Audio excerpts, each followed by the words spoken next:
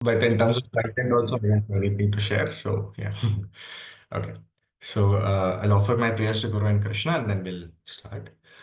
Om Namo Bhagavate Vasudevaya.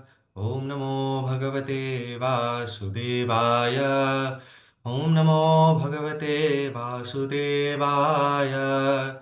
Om Ajnanaatimirandhasya Jnananjanashalakaya Chakshurunmilitam Yena Tasmai Shri Gurave Namah Shri Chaitanya Manobhishtam Sthapitam Yena Bhutale Swayam Rupa Gadamahyam Dadati Swapadantikam Vandeham Shri Gurum Shri Utapadakamalaam Shri Gurum Vaishnavamscha Shri Rupam Sagrajatam Sahagana Raghunathanvitam Tam Sajivam Sadvaitam Savadutam Parijana Sahitam Krishna Chaitanya Devam Shri Radha Krishna Padan Sahagana Lalita Shri Vishakhanvitamscha He Krishna Karuna Sindhu Deenabandhu Jagatpate Gopesh Gopika Kanta Radha Kanta Namostute Tapta Kanchana Gaurangi Radhe Vrindavaneshwari Rishabhanusute Devi Pranamami Hari Priye वाञ्छाकल्पतरुभ्यश्च कृपासिन्धुभ्य एव च पतितानां पावनेभ्यो वैष्णवेभ्यो नमो नमः जय श्री कृष्ण चैतन्य प्रभु नित्यानंद श्री अद्वैत गदाधर शिवासादि गौरभक्तवृंद हरे कृष्णा कृष्ण कृष्णा हरे हरे हरे राम राम राम हरे हरे ओम विष्णुपादाय कृष्णप्रेष्ठाय भूतले श्रीमते जयपताक स्वामिन्नित नामिने नमः आचार्य पदाय निताय कृपा पदाय गौरकदादाय. So, Hare Krishna, everyone. Welcome to our, weekly Bhagavatam, Srimad Bhagavatam class. I'll probably start by expressing my heartfelt gratitude to His Grace Vrindat Chaitanya Prabhu for giving this opportunity, to Swami Raghunath Prabhu for consistently, ensuring that all of us have continuous Shravanam of Srimad Bhagavatam, and he's very wonderfully managing everything, all the logistics, and to each and every Vaishnava, every devotee assembled here today online, by giving your spiritual association, giving your time for the purification of conditioned souls like me. So I'll probably first start by humbly offering my obeisances to each and every one of you, and for praying and begging your blessings and mercy, so that with whatever little meager service I'm able to render to you. Please forgive me for all my offenses and bless me so that I can get inch iota of taste for hearing Krishna Katha and for lovingly serving the Lord like all of you are doing. Right. So with that, humble prayer, we'll get started with the discussion for today. So today we'll be discussing from the third canto, fourth chapter of Srimad Bhagavatam, which is titled Vidura Approaches Maitreya. Right. So before we get into this chapter, right, this whole section, the third canto, the first half of the section, is the central theme of the section is absorption in Krishna, and it is through Harikatha, absorption in Krishna by remembrance of Krishna's pastimes, remembrance of his name, form, qualities, right? That is the whole central theme. That how devotees derive great pleasure and great meaning and purpose to everything that they are undergoing in their life just by mere remembrance of the Lord. Right? When we see the background and what happens in the third canto, fourth chapter, we'll get more sense of this, of how devotees like Uddhava, Vidura, Maitreya Muni, all of them, how they derived great pleasure from remembering and discussing the pastimes of the Lord. But before that, the philosophy of it, right, is Srimad Bhagavatam describes Ayur Harati Vai Pumsham Udyanastam Chayanyasau Tasyarte Yat Kshano Nita Uttama Shloka Vartaya. There's a very famous shloka from Srimad Bhagavatam which says that with every rising and setting of the sun, with every day and night, our ayu is being sucked away, right? But so this represents the temporary nature of a human form of life. Any form, any species, any form of life in this material world is temporary, including the human form of life. But what adds artha, what adds meaning to this temporary form of temporary human form of life, right? Udyam astam chayanaso tasya arte yat kshano nita. The real meaning is added to the human form of life when in every kshana of this human form, uttama shloka vartaya, we engage ourselves in discussing about the pastimes of the Lord, in remembering about the various forms and activities of the Lord. That is what adds the real meaning and purpose to life. And this is explained through multiple references in the Shastras. Even Prahlad Maharaj, in the 7th canto, 6th chapter, 1st shloka, when he's preaching to his classmates, he says, Kaumaramachare pragyo dharman bhagavataniha durlabam manusham janma tad api adruvam martadam. So it says that this human form of life is very rare. Durlabam manusham janma. It is rare and it is adruvam. It is temporary. But artadam. Meaning gets added to it when one practices Bhagavad Dharma. Right? So this is a central theme that it might seem that this whole life is, just passing away. We are getting closer to death. And many people, all of us, right? We're all very scared that, oh, what is going to happen? Old age is coming, so many diseases, we're going closer towards death. Death is the biggest fear that drives everything in this material world, right? And all of us are trying our best to run away from it. No, there's this millionaire from US. He started multiple companies and he sold them and he made great fortune. His name is Brian Johnson, and he visited India also recently. But every year he's spending millions of dollars, millions and millions of dollars to experiment on reverse aging to see if he can grow younger as he ages. But that reverse aging is also only in terms of looks, right? He's trying to do some cell mutations and something related to nerves and brain and all of that and see if that works, right? It's called Project Blueprint, what he's trying to experiment. But this endeavor, this effort shows that we all have, that desire to go younger with age, not go towards old age, not go towards death. We might be doing it in whatever little capacity. We might desire that we don't want to grow old, or we might be using some creams or serums or something like that. And he has more money, so he's working on a full-fledged experiment.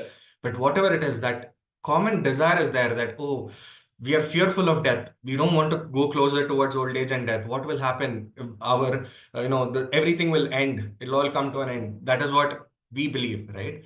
But pure devotees of the Lord, they don't think like that. They are very, very happy as they go closer towards death, right? Because for them, death means just entrance into going back to Krishna, right? When His Holiness Bhakti Tirtha Swami Maharaj was towards the end of his life, he was suffering from a very, very painful, miserably painful condition because of his cancer and multiple other complications, right? It was extremely painful, but he was smiling throughout. And every day in the morning when Bhakti Tirtha Swami Maharaj would wake up, he would say, oh no, another day that I have to spend in this material world, another day that I did not go back to Krishna. Right? And he would feel bad like that and then continue with his day. Right? This sort of behavior is, or this sort of mindset is like, it feels impractical to us. Like, how is this even possible? Right? And we see this with so many devotees, so many Vaishnavas. Recently, even His Holiness Kadamba Kanana Swami Maharaj, when he knew that he's very close to his end, one day before leaving his body also, he just a few days before, he made a YouTube video where he was giving the message of that please take your life seriously. And when he's talking about death, he's so blissful. He's talking about reuniting with Radha Krishna, engaging in eternal service with the Lord. I don't know how many of us can even think about those things if we are told that we are very close to the end, right? So this represents a very significant aspect, and tying back to the philosophy that we started with, right? That human form is temporary, but meaning can be added to it by absorbing ourselves in Krishna. And how does absorbing ourselves in Krishna Katha, Hari Katha, what value does it add to us? This is like if somebody is carrying a heavy bag on their shoulders, let's say 50 kgs of weight on their shoulder, that is so heavy, and they're suffering so much, they're not even able to take one step. They're just succumbing to that weight, right? But if we tell this man, right, or if you're carrying this weight, and if somebody tells us that the weight in this bag is actually gold, we are carrying a bag of gold, And if we just take a few steps and cross this room, then all the gold in that bag will belong to us. We can keep that, right? Then not only do we get the strength to carry that gold and the determination to carry that gold, but we will also start taking steps forward. And with every step that we are taking forward, we'll become more and more happy that, oh, just a few more steps left, just one more step left, right? What has changed? Previously, we were suffering, we were in misery, we were thinking, when will this weight go off my shoulder? But now we are thinking, oh, just one more step, right? We are becoming more and more happier as we are going ahead, right? Because now meaning and purpose has been added. There's a purpose to us carrying the weight. There's a purpose, there's a reward or meaning that we'll get from doing this, right? And by doing that, we get the strength to keep moving forward. Similarly, we are also carrying the weight of anarthas in our heart, which is much, much more heavier than gold, right? And we are carrying this for millions and millions of lifetimes. But, if we just realize that by taking shelter of the Supreme Lord in loving devotion, if we take even one step forward, closer towards Him, right? And if we keep going forward, then at the end of this life, simply by following the path of devotion, to at the end of this life, that weight of gold will get converted into the weight of Krishna Prema in our heart. And we will meet Krishna at the end of this life. When we realize that, then, it becomes very easy for us to continue with life, right? So this is the essence, right? That we can add meaning into our life, which is temporary and filled with miseries. We can add meaning and purpose to it through Krishna Katha. And by doing that, every day of our life can be blissful. And in any situation of our life, we can continue progressing ahead and looking, and be grateful for the mercy of the Lord that we are receiving, right? So with this background and context, we will start with the third canto, fourth chapter of Srimad Bhagavatam. If any of you can please confirm if I'm audible clearly, if there are no issues. Yes, Prabhuji, very Yes, clear. Prabhu, you are audible. Okay, great. Thank you. Great. Okay. So, this chapter, right, like I mentioned, this is about Vidura approaching Maitreya Muni. But in this chapter, he doesn't actually meet Maitreya Muni. Vidura meets Maitreya Muni. It's mentioned in the last shloka that now he starts walking towards Maitreya Muni. So, the first 4 chapters of the third canto is just a background. Background of what? So when Vidura meets Maitreya Muni, Vidura and Maitreya Samvad, their discussion that happens in Haridwar covers 2 cantos of Srimad Bhagavatam. And that is the third canto and the fourth canto. But the first 4 chapters of the third canto are the background of Vidura meeting Maitreya.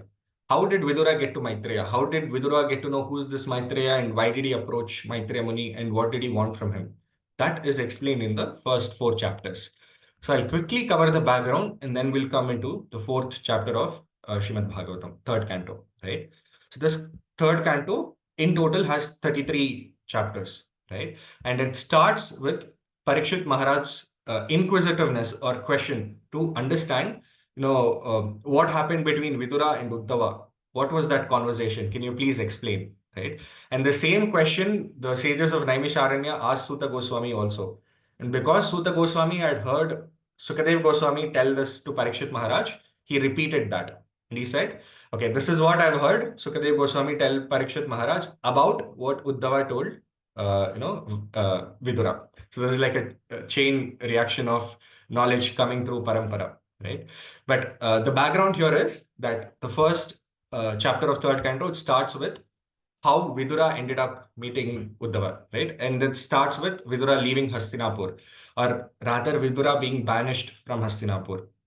And the background is that when all the Kauravas were performing all sorts of atrocities on Pandavas, on Mother Kunti, on Draupadi Devi, and all of this, Vidura, and when Dhritarashtra did not stop, he just encouraged his children to do this.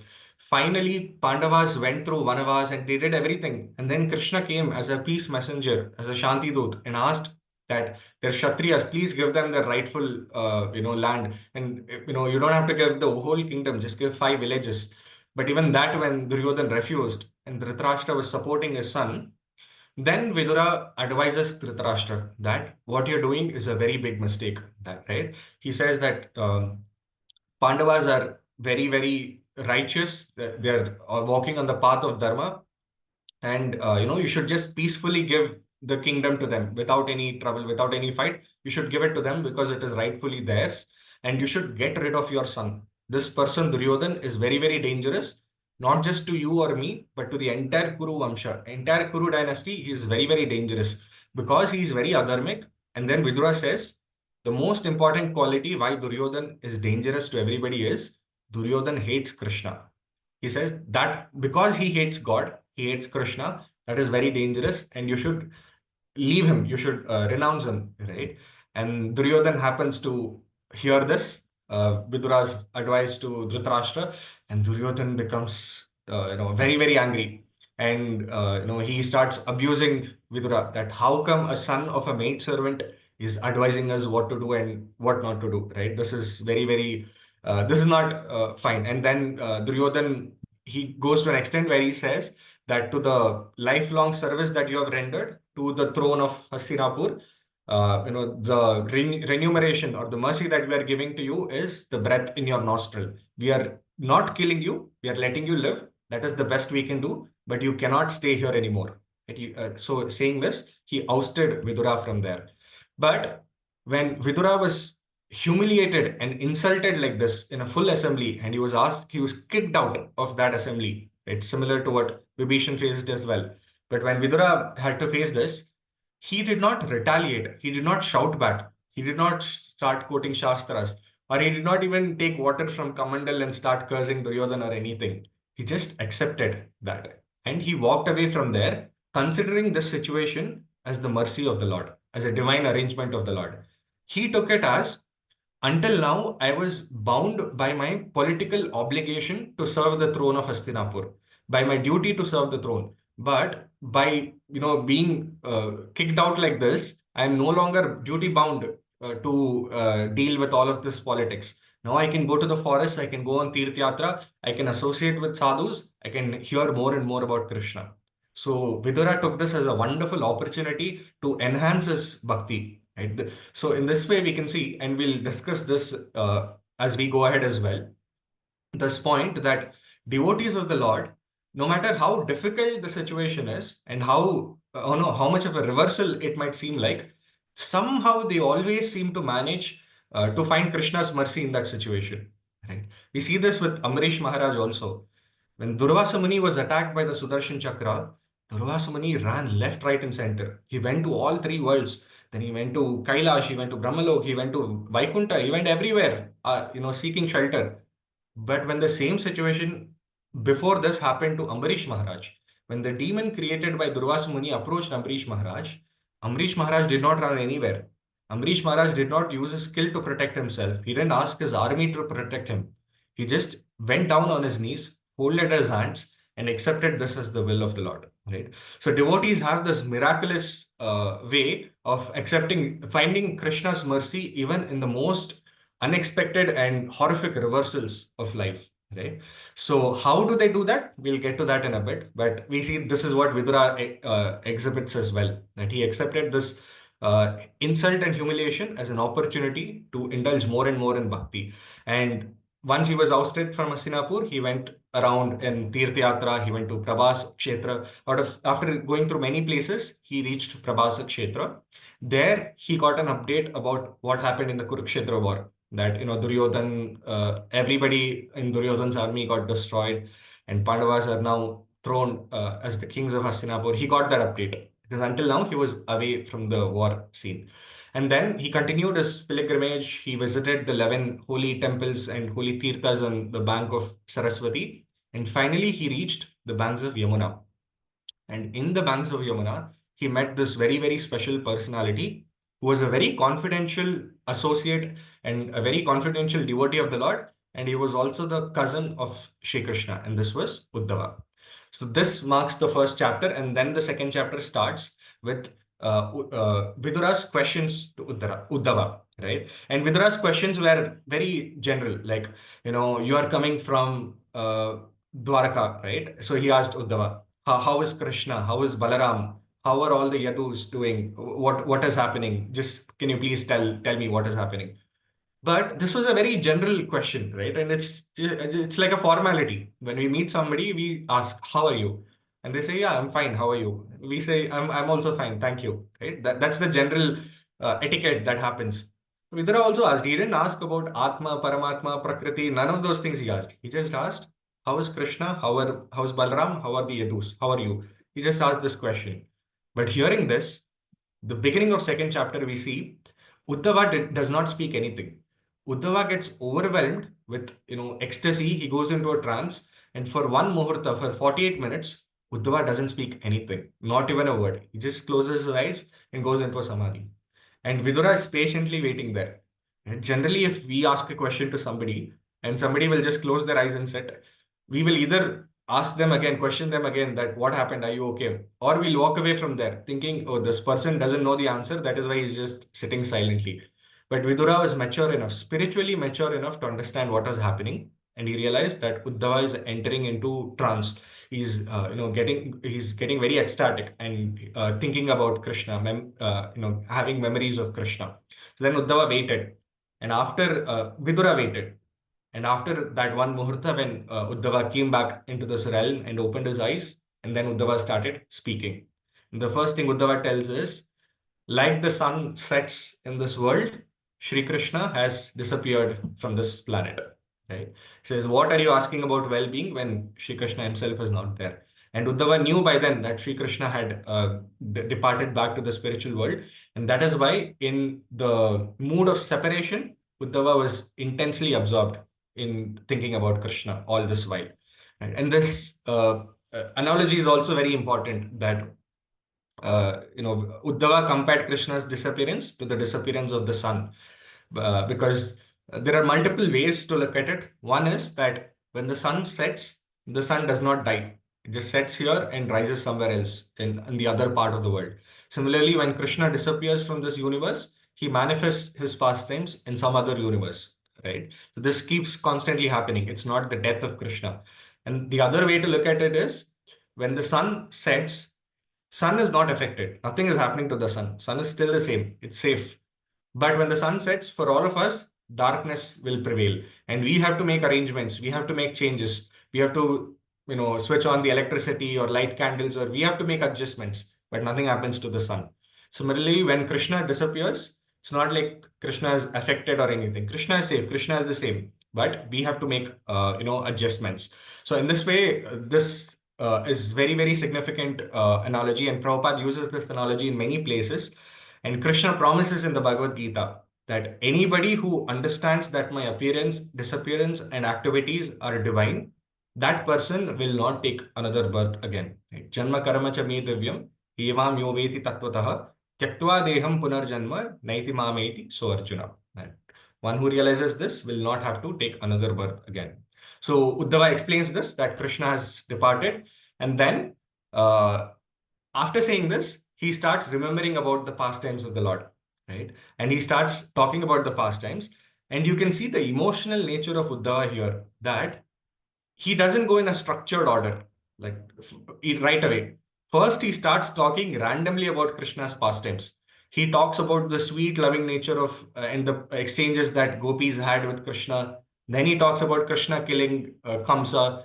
Then he talks about Krishna's mercy on Putana. Right. So you see, he's going back and forth, back and forth. There's no structure to it. Randomly, emotions are, just bursting out of Vidura's heart, Uddhava's heart, right? There's no sequence. And then Uddhava gathers his composure, and then he starts sequentially.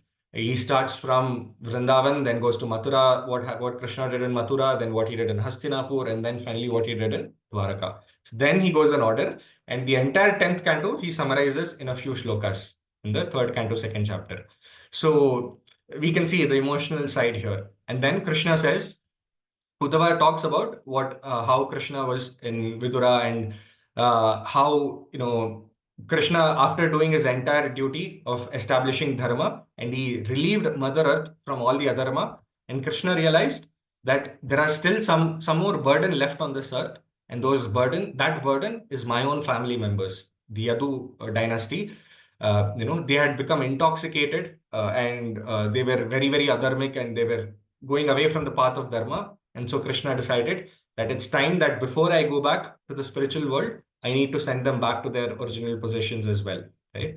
So this marks the second and the third chapter, and now we start with the fourth chapter of Srimad Bhagavatam, right? So to summarize what happened till here, Vidura came out of Hastinapur, he went on a pilgrimage, then he met Uddhava, and he asked Uddhava about well-being of the Lord, and Uddhava informed Vidura that the Lord is no longer here in this material world, he has gone back to the spiritual world. And while telling this, Uddhava sweetly remembers the pastimes of the Lord, and in that absorption and remembrance, he narrates Hari Katha, Krishna Katha to Vidura. And now we have reached the fourth chapter, where this chapter starts with Uddhava telling Vidura about the disappearance of the Lord and mainly the destruction of the Yadus. How did that happen? Right? So, because the end of third chapter happened, it ends with, like we discussed, that Krishna decides that before I go back, I should send all the Yadu dynasty, all of them back to the spiritual, all of them back to their original abode. Right? And why I'm not using the word send them back to the spiritual planet is that although they were all associates of the Lord and they were directly related to the Lord, not all of them had come from Dwaraka in the spiritual world. Not all of them were directly related to Krishna.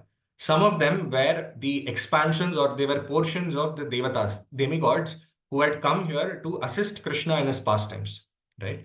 And it was these Devatas who had become intoxicated and, they got puffed up with their power and their opulence and their connection with Krishna and all of that. And that is why Krishna wanted to send them back to their heavenly abode before he goes back to the spiritual world. So the disappearance is explained. It is more elaborately explained in the 11th canto, first chapter, and the 31st, 32nd chapter. But here, Uddhava just hints to Vidura about how all of this happened, right? So we most of us would have heard this pastime where few children of the Yadus who are headed by prince named Samba. They see that sadhus were coming and they try to mock the sadhus and insult the sadhus. So what they do is this Samba, they dress the Samba as a pregnant girl, right? Although he's a boy, they make him like a pregnant girl and they take him to in front of the sages and they ask the sages, this girl is pregnant. Can you please tell whether it will be a boy or a girl? Right? So the sadhus get very, very offended and they say, because that it will neither be a boy, neither a girl. This will just be a lump of iron. And this iron will cause this lump of iron will cause the destruction of the entire dynasty because you have done Vaishnava Parad. And then the boys, they hear this, they get very scared. They run to Ugrasen Maharaj saying, we got a curse like this. We made this mistake. What should we do? So Ugrasen Maharaj says, okay, fine. There's nothing to be done now. Let's because the moment they were cursed like this and the boys, they opened the garment, they found a lump of iron fell from the dress of Samba, right? And so they took that iron and they ran towards Ugrasen Maharaj. Ugrasen Maharaj said, okay, there's only one thing. Let's grind this iron into powder and we'll dump it into the ocean. So that's what the Yadus did. They dumped it in the ocean and they thought, okay, done. We're done. Nothing will happen now.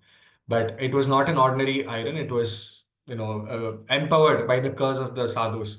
So that pieces washed back into the shore of Dwaraka and it grew into sharp canes, sharp swords, iron swords. And then, Uddhava explains to Vidura how the Yadu dynasty, all the people of the men of the Yadu dynasty, they got intoxicated and they fought with each other and they came to the shore and they picked up these swords, the same iron swords, and they fought each other and everybody killed each other, right? So this is how the Yadus started getting degraded. And then after this, all of this happened, Krishna goes and sits under a banyan tree on the bank of the river Saraswati, and he's just waiting there, right? And we know what he is waiting for, what is going to happen next, right? The hunter is going to come and shoot the arrow to the toe of Krishna. So, but before this, when Krishna was just sitting under the tree, under the banyan tree, Uddhava comes walking there. And this is not supposed to happen. Uddhava was not supposed to come there, right? And why he was not supposed to come there? Because before the entire destruction of Yadu dynasty happened, Krishna had a conversation with the Devatas in Dwaraka.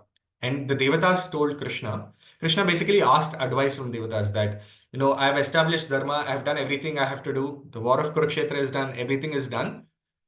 Is there anything that I still need to do here? Any service I need to do? And the Devatas say, no, Krishna, you have done everything for us. It's fine now. We can take care. Now, please, you can go back to the spiritual world, right? We don't want to trouble you anymore. And Uddhava overhears this and he feels intense separation from Krishna. And he runs to Krishna and he says, can you also please take me back? I also want to come with you if you are going. But Krishna says, no, I can't take you because I've gone to many places, but there's one place I have not gone to, and that is Badrikashram. And many sages are performing tapasya there, and they are eagerly waiting for me to come there and give my association to them, especially the Naranarayana sages who are performing yajna from millions of years for the benefit of the common people, right? I have a desire to go meet them, but I'm not able to do that because my time is, I've decided I need to go back now. But if there's anybody who's most qualified to go to Badrikashram on my behalf and give my message, talk about me, that is you, Uddhava. So I'm empowering you and I'm blessing you that you please go to Badrikashram to talk about me and to give this message. And Krishna talks the Uddhava Gita to Uddhav, right? And then he tells you go give this message to Badrikashram, sages in the Badrikashram. So Uddhav was supposed to go to Badrikashram.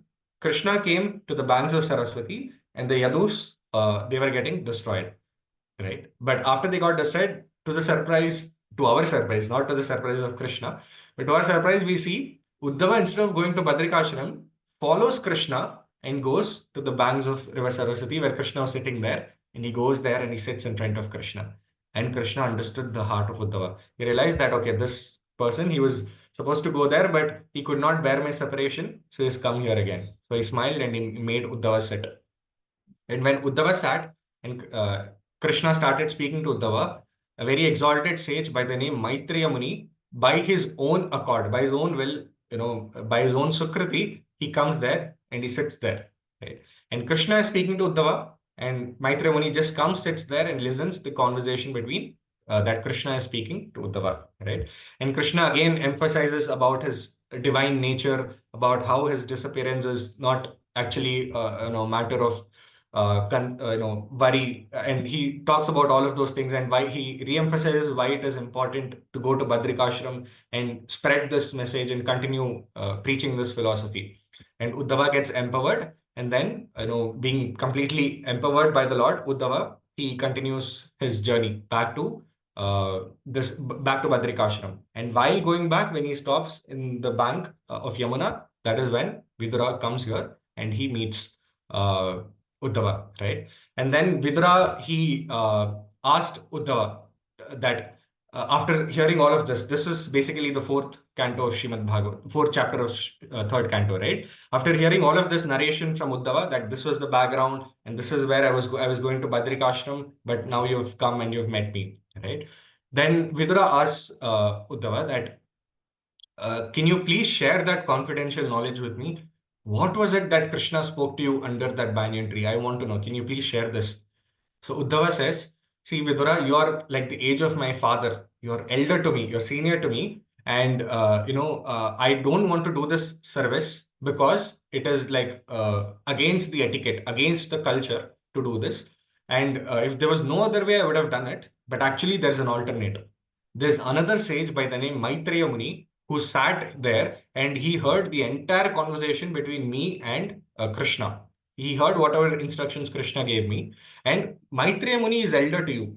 So he can instruct you and he can tell you what happened, but I should not be doing that. Instead, let me continue my service of that Krishna gave me of going to Badrikashram and meeting the sages of Badrikashram. You please go nearby to Haridwar on the banks of Ganga. You meet Maitreya Muni, and Maitreya Muni will tell you what discussion happened between me and Krishna. So in this way, Vidura walks towards Haridwar, and then Vidura walks towards Haridwar, and Uddhava walks towards Badrikashram, and then Vidura on the banks of Ganga meets Maitreya Muni. And that is how this chapter concludes, and it is titled Vidura meeting Maitreya Muni. Right. So this is the actual flow of events that happen, right? But there's actually a lot of lessons for us to learn from this, right? Like, for example, that how Vidura accepts reversals in his life, right? That, we see this in many places. It's very famous of like the Kunti Maharani's prayers, right? We keep hearing again and again that after undergoing so much sufferings, Kunti Maharani still prays for more and more suffering because she says, in those sufferings, I remember you. And in your remembrance, by remembering you, I don't have to take another birth again. So please give me sufferings again and again. So we see this, that devotees have, like initially we started the discussion, right, with the philosophy that if, we have bhakti, if we have prema, if we have meaning and purpose in our life by absorbing ourselves in Krishna, then we get strength to not just tackle the difficulties in this material world, but we are very eager to just get out of this world and go meet Krishna once again, right? We see this in many devotees, but one very instructive pastime for us as sadhakas is the pastime of Haridas Thakur, right? Where Haridas Thakur was beaten up in 21 marketplaces, right, by the Nawabs. And the Nawab clearly told Haridas Thakur that you just stop chanting, Harinam, you stop preaching this Hindu religion, you get converted into Muslim and preach our religion, and I will give you everything. I will protect you. I will give you all facilities and comforts. You just stop chanting Krishna's holy name. And Haridas Thakur very famously says that you cut my body into 1,000 pieces, still every one of that piece will continue chanting the holy name. I am helplessly bound to chant the holy name. Right? Most of us, like especially me, I'm helplessly, conditioned not to chant the holy name. Right? But here we see Haridas Thakur is helplessly, he's habituated to chant the holy names of the Lord. And he says, I can't do this. Then Nawab orders, beat him in 21 marketplaces. And most prisoners, they last one or two marketplaces. At the most, they might last three. But one beautiful thing here is the soldiers are whipping Haridas Thakur in the marketplaces, in the middle of that marketplace, and they're whipping him very badly. And it's not just that Haridas Thakur is still continuing to chant, and he lost the entire 21 marketplaces, and he's chanting, chanting, chanting. All through the whipping, he's chanting. Not just that, he's also smiling. And he's smiling and chanting, and he's lasting all the 21 marketplaces. Right? So the instructive lesson for us as sadhakas here is that we also get whipped, not by physical whips, but by the whip of Maya. This material world keeps thrashing us, and she thrashes us in all the marketplaces, of this world, everywhere. Physical, material, mental, everywhere she thrashes us with her whips.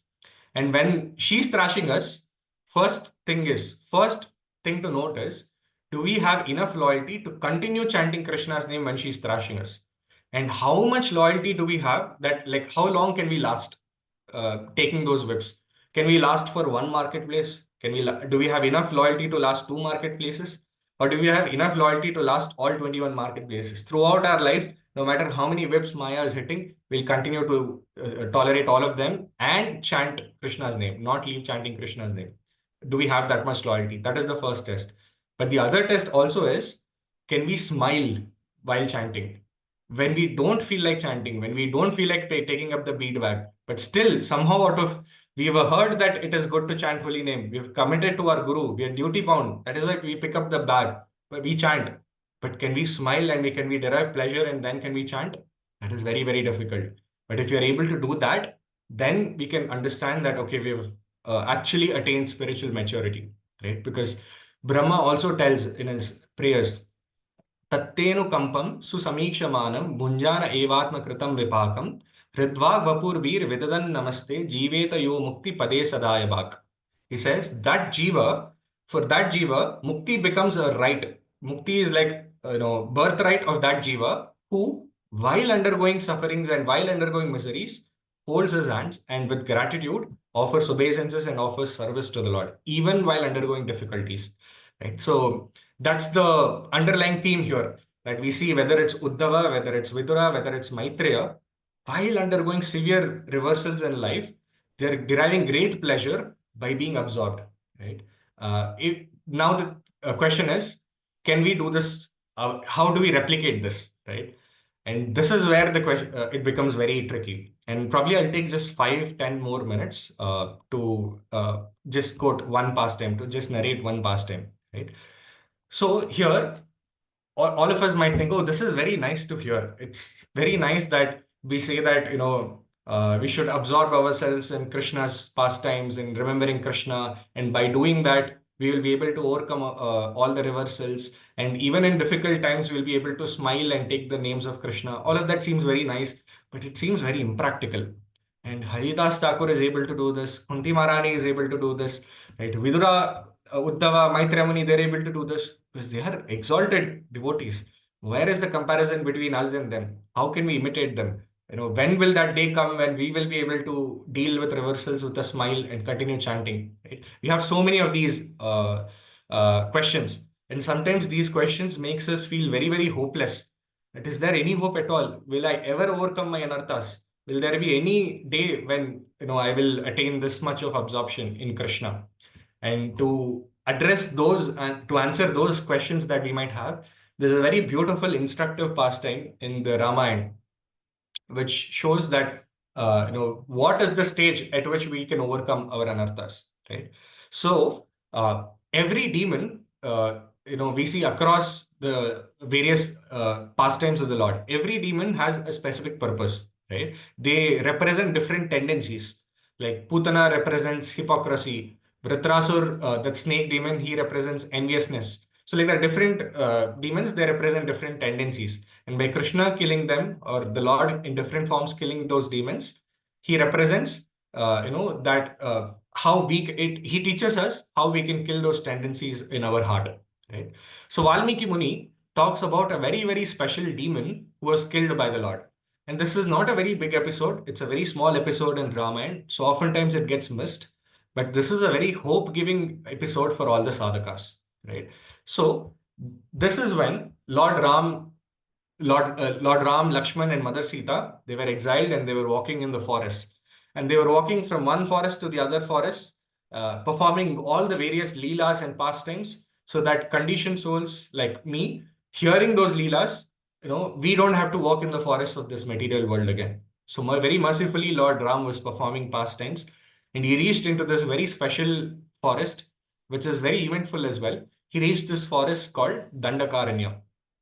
And Valmiki Muni explains very nicely how Lord Ram and Lakshman, Mother Sita entered this Dandakaranya, right? So it's mentioned that when they entered this forest, they saw that the sages of Dandakaranya, they had very nicely, beautifully decorated their hermitages. It was very spick and span. It was very, very clean because these sages considered, that ashram as the property of Krishna. They considered everything to be property of Krishna, including that ashram. So they kept it very spick and span and very, very clean. And when Lord Ram entered Dandakaranya, for a second he thought, have I walked into a forest or did I walk into Brahmaloka? Right? Because the mode of Sattvagun, the mode of goodness was so much evident there with all the cleanness and purity, right? Cleanliness and purity.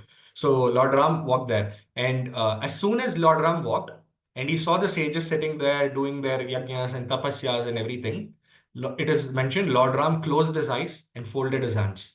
Right? And Valmiki Muni uses the metaphor that Lord Ram closed his eyes on seeing the sages, like how we close our eyes when we see the effulgence of the sun. Right? When we look at the sun, the heat is so much that we tend to close our eyes.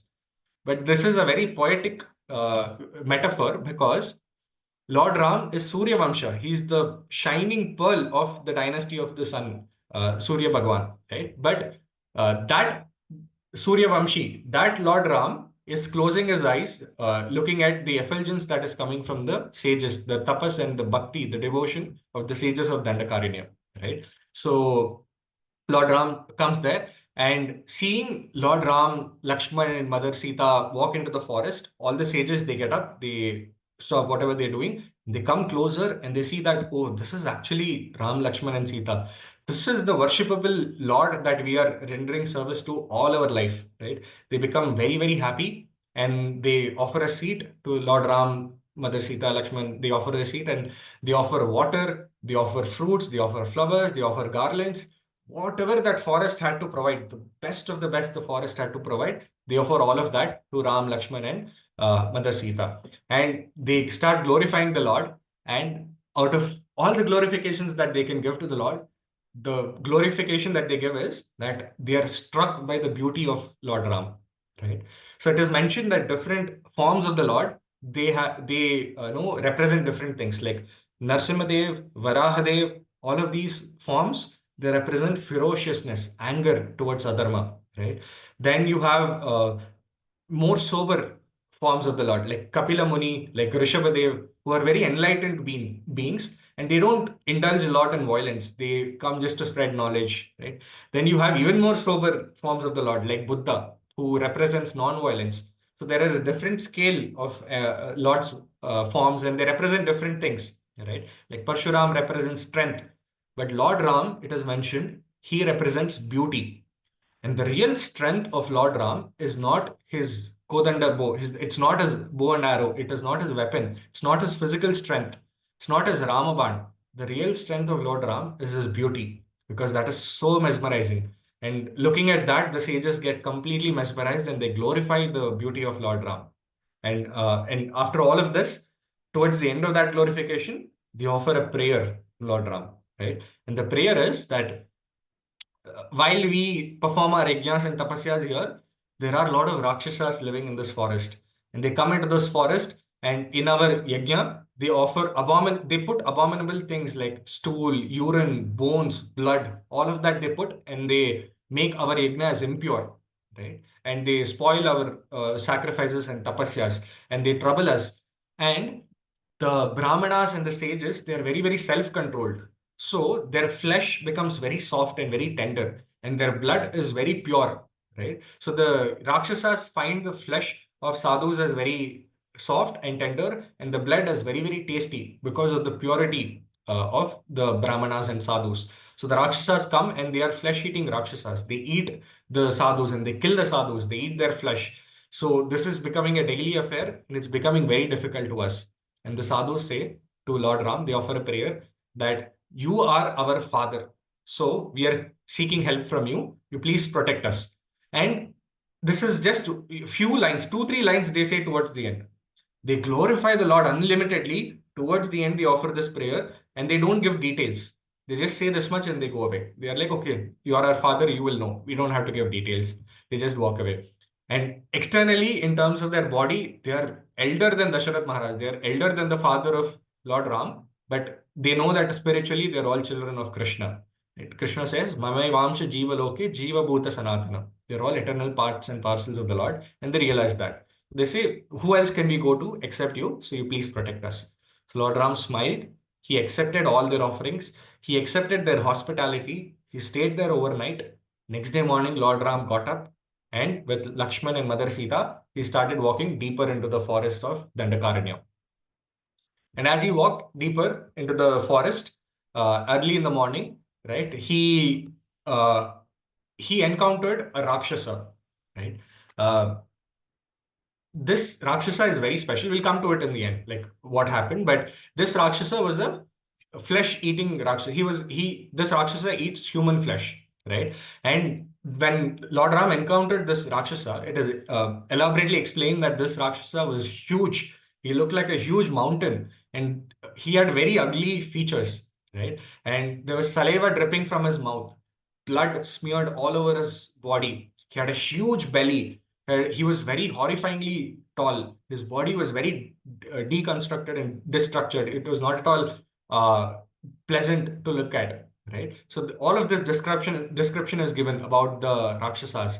And when this Rakshasa saw Ram, Lakshman, and Mother Sita, he became so angry, so ferocious that he started running towards them. He charged towards them, like how Yamadutas run towards conditioned souls when they have to take the conditioned soul back to Yamaloka. How the Yamadutas charge towards the conditioned souls, like that, this Rakshasa charged towards Lord Ram.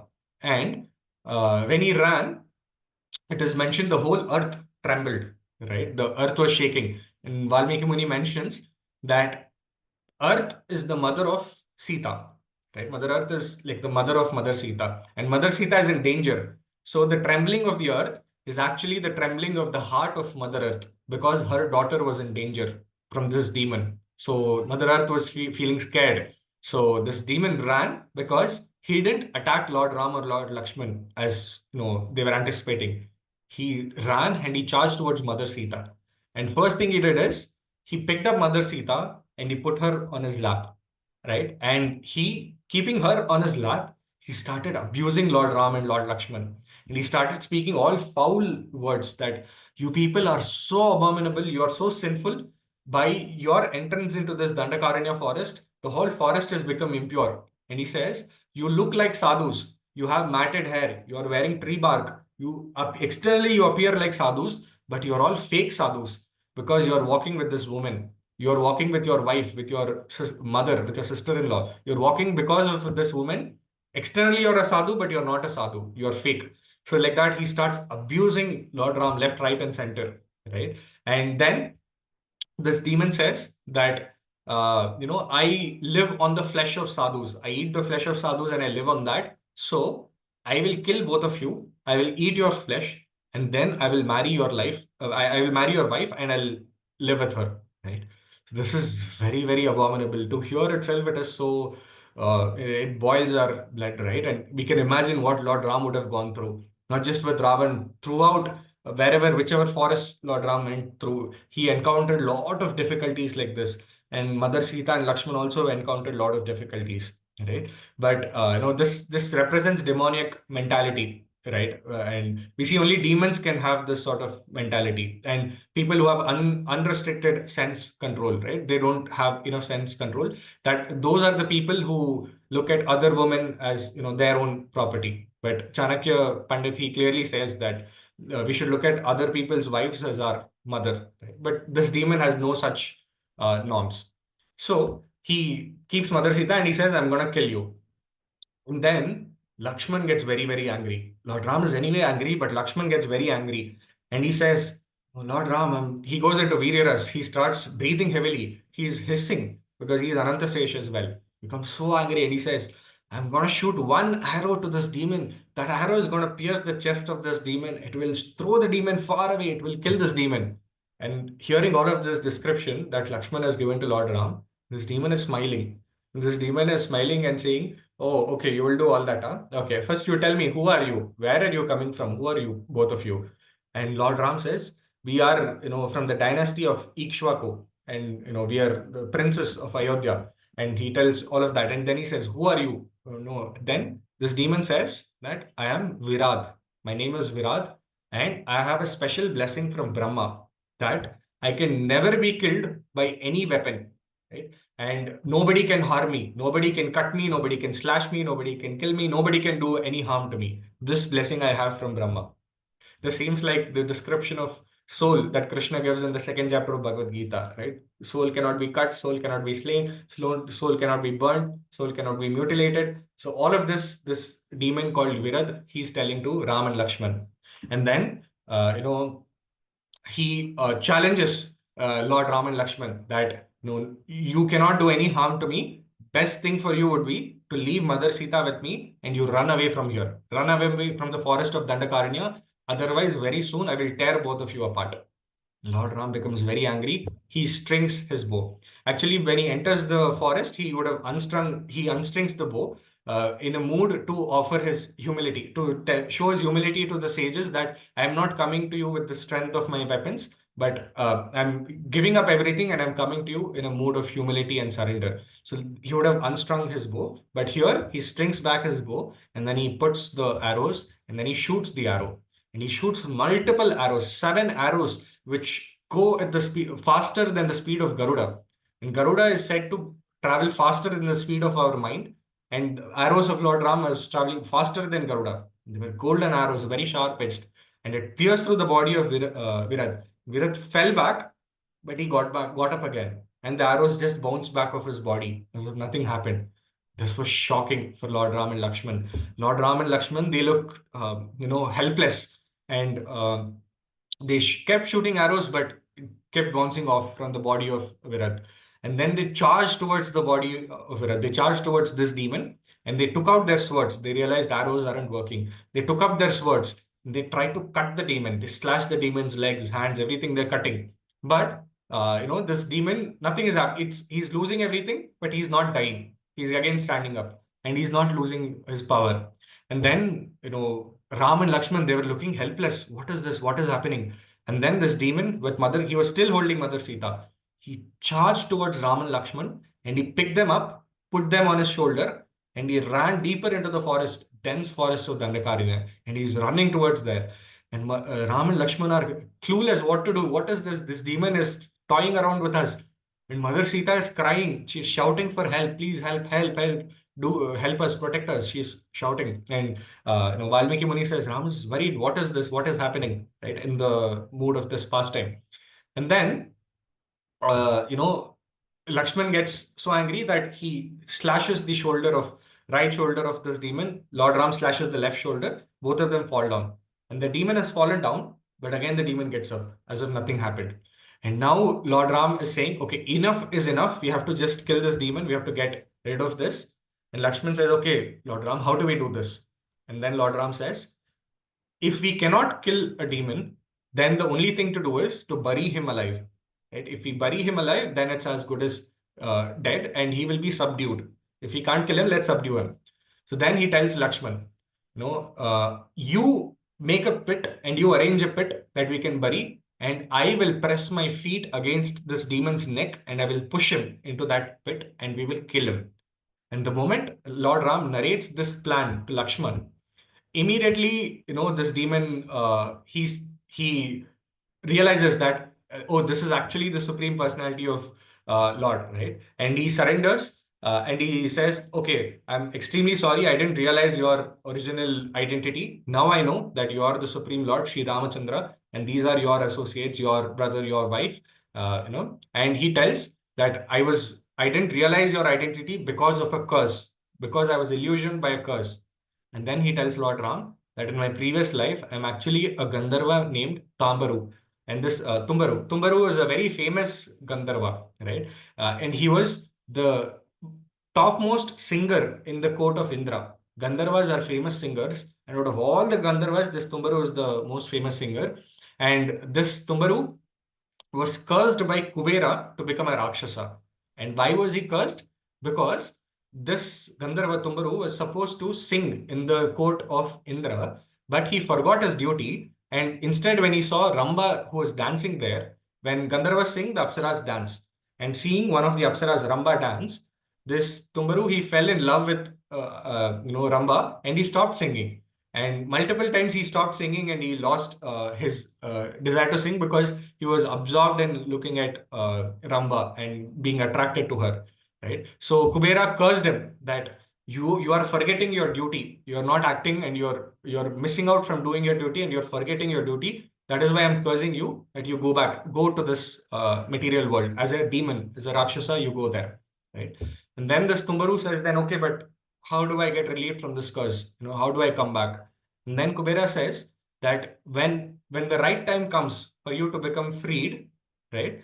That time, Lord Ramachandra will personally come, and when Lord Ram will just think about killing you, when he will plan to kill you, just by his desire to kill you, you will become freed from this curse, and you will, go back. You will become freed, and you will come back to this spiritual world. You'll come back to your original abode in this heavenly world. You'll come back as the Gandharva, right? So this part he explains to Lord Ram, and he says, now, I've realized that my end has come very close. I'm supposed to die now. So you please, kill me, you bury me in this pit, and then I'll go back to my eternal, my original position as Gandharva, right?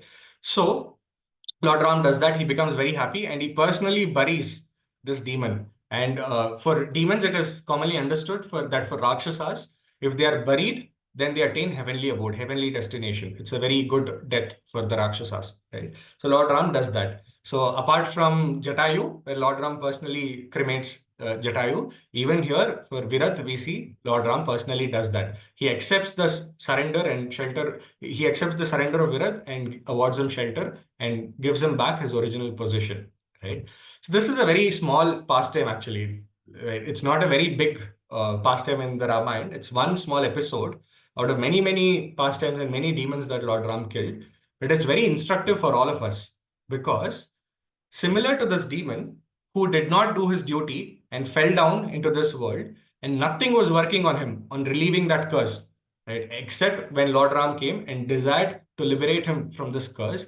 Similarly, we were also in our original constitutional position, we were with Krishna in Golok Vrindavan, in Vaikunta. We were eternally associated with Krishna. And our duty there was to render loving service to Krishna. Jivera Swarupa Hoy Krishnera Nityadas. Our original constitutional Swarupa position was to render loving service, which we were doing. But because we stopped doing that service, because we didn't do that duty that we are supposed to do, we fell down into this material world. And in this material world, once we came here, we gathered so many anarthas that it seems like nothing is going to work. There is nothing in this world that can kill our anarthas. We have tried chanting the holy name. We have tried associating with Vaishnavas. We have tried hearing Harikatha. We have tried serving the deities. We have tried everything. And all of these things are supposed to kill the anarthas. One Ramaban was supposed to kill the demon, but so many Ramabans was not effective on Virad, right? So it seems like, oh, here it is said, one Ekadashi you follow, you go back to Vaikuntha. One time you take Harinam and Krishna manifests and protects you, like he protected Draupadi and Gajendra and many others. So we think, oh, we are doing this from so many years and it's not working. When will it work? Will it actually work or not? But it will only work when Sri Guru, who is representative of Lord Ram, who is the compassionate representative of Krishna, when Sri Guru comes in our life and that Guru desires, not even does anything, just desires, out of compassion, desires to to kill the anarthas in our heart, that is just by that desire of Sri Guru, we become, completely freed from our anarthas, and then we get the taste to perform bhakti. And by doing that bhakti, by continuing in that path, we can go back to our original constitution position of being in Vaikuntha, right? So if all of us are here, sitting in this Harikatha, listening to Krishna's pastimes, listening to Srimad Bhagavatam, chanting Krishna's holy name every single day, rendering service, at least me, we don't deserve this, right? We have not done anything to deserve this great fortune except by the mercy of Vaishnavas. And we also have that opportunity to pass this mercy. Whatever mercy we have received, we can pass this on as well. And in this month, it's a very beautiful opportunity for us to pass this mercy by distributing Bhagavad Gitas, going out on the streets, going to temples, and whatever mercy that we have received, that we are grateful for, we can just become instruments in passing this forward, so that by that desire of pure Vaishnavas to kill the anarthas in the hearts of conditioned entities, finally, all the Ramabanas, all the Harinams and everything will start having effect on the conditioned souls, and they will all go back to their original position, back home, back to Godhead. So yeah, for us, the concluding message would be that if we can just be instruments of Guru and Vaishnava's mercy to other conditioned souls in this world, and absorb ourselves in hearing Harikatha through all the situations of life, like how devotees of the Lord are doing, then we can be assured that Krishna will bless us, and he'll give us the necessary knowledge and everything else that we need to go back to him. Okay? I'm sorry I took a long time. I overshot by 20 minutes or so. I'll stop here unless there are any questions or any comments.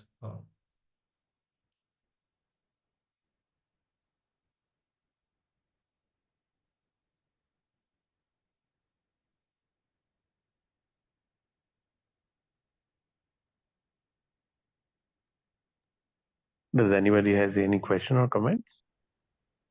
Hare Krishna Prabhuji, thank you for such an amazing and wonderful class. No questions, but I think all of us went to, I don't know, absolutely the abode of Krishna, which is such a beautiful rendering of the Katha Prabhuji. Thank you so much. Thank you Hare so much Krishna for Prabhuji. tolerating. Hare Krishna. Hare Krishna Prabhuji. Danvat Pranam Prabhuji. Danvat. Wonderful class. Like with the story flow which you are telling, I was feeling like I am running in the pastimes of Uddhava and Vidur everywhere, sitting together with them and listening. So beautifully you have explained, Prabhu. Thank you so much. Thank you so much, Mataji. Krishna, Guru's mercy, and all of you are tolerating. So I think it was a wonderful session in the sense you took us from Bhagavatam to Ramayana and then giving us a wonderful message that this is the best way to, stay afloat in bhakti is to give the mercy what we are getting from our seniors or our guru. and to give it to all others. So thank you so much, Prabhu. It was a wonderful session as always. So we look forward to more and more sessions from you as always. And I would like everybody to express our gratitude to Sankhpani Achyut Prabhu by chanting Hare Krishna Maha Mantra 3 times. Hare Krishna, Hare Krishna, Hare Krishna, Krishna Krishna, Hare Hare.